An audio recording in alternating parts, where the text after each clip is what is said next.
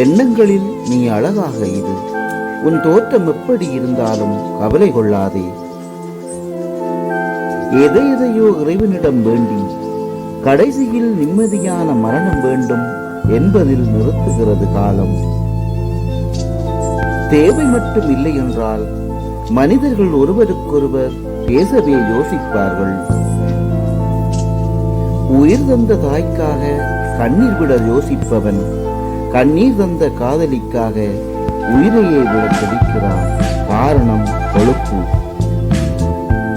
நல்ல முடிவுகள் அனுபவத்தில் இருந்து பிறக்கின்றன. ஆனால் அனுபவமோ தவறான முடிவுகளில் இருந்து கிடைக்கிறது. கவனம் செலுத்துவதில் கைதேர்ந்தவனைத்தான் உலகம் கவனிக்கிறது. கல்வி அறிவு தனித்திறமைகள் பெற்றவனை விட கவனக்கலையை கற்றவனை உயர்ந்த நிலையை அடைகிறான். இழக்கப் போகிறோம் என்ற பயத்தினால்தான் தக்க வைத்துக் கொள்ள போராடுகிறோம். அதுவே முழுக்க இழந்து விட்டோம் என்னும் போது போராட்டமே இருப்பதில்லை, வெறும் அமைதி மட்டும்தான் இருக்கும். கடவுள் எல்லோருக்கும் சமமாக வழங்கிய பொதுவான செல்வம் நேரம்தான். நேரத்தை வீணடிப்பவன் ஏழை, பயன்படுத்துபவன் பணக்காரன். பேசுவதையெல்லாம் தவறாகவே புரிந்து கொள்பவரிடம் பேச்சை குறைத்துக் கொள்வதே நல்லது. மாற்றங்களை ஏற்றுக்கொள்.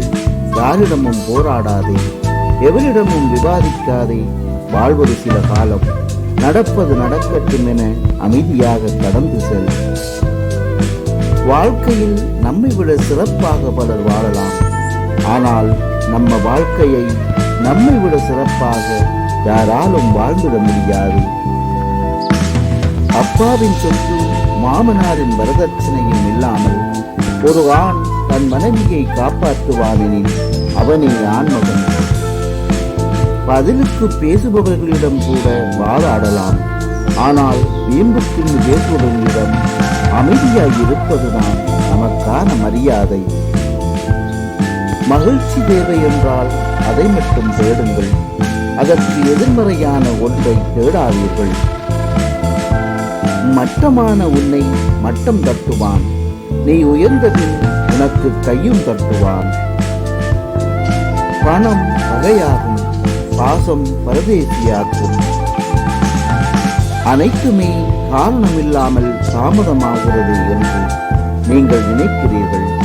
ஆனால் அனைத்துமே காரணத்துடன் தாமதமாகிறது என்பதாக படைத்தவன் தீர்மானித்திருக்கிறான். தேவைப்படும் இடங்களில் பேசப்படாத உண்மையும் ஒரு வகை பொய்தான். உறவிடம் பேச பயந்ததை பிறரிடம் சொல்லாதே, கைகால் முளைக்கலாம். நம்மை ஒதுக்கி வைக்க வேண்டும் என்று நினைப்பவர்களிடமிருந்து நாமவே ஒதுங்கிவிட வேண்டும். அதுவே நமக்கு மரியாதை. சற்று மௌனம் கொள். யாரேனும் உன்னை தேடுகிறார்களா என்று கவனி. அப்படி ஏதும் இல்லையேல் இதுக்கு முன்னர் உன்னை தேடியவர்கள் எல்லாம் ஏன் இப்போது காணவில்லை? உன்னைத்தான் தேடினார்களா இல்லை உன்னிடம் தேடினார்களா என்று யோசி. அவமானப்படுத்தும் போது சிறிதும் அழாமல் இருங்கள்.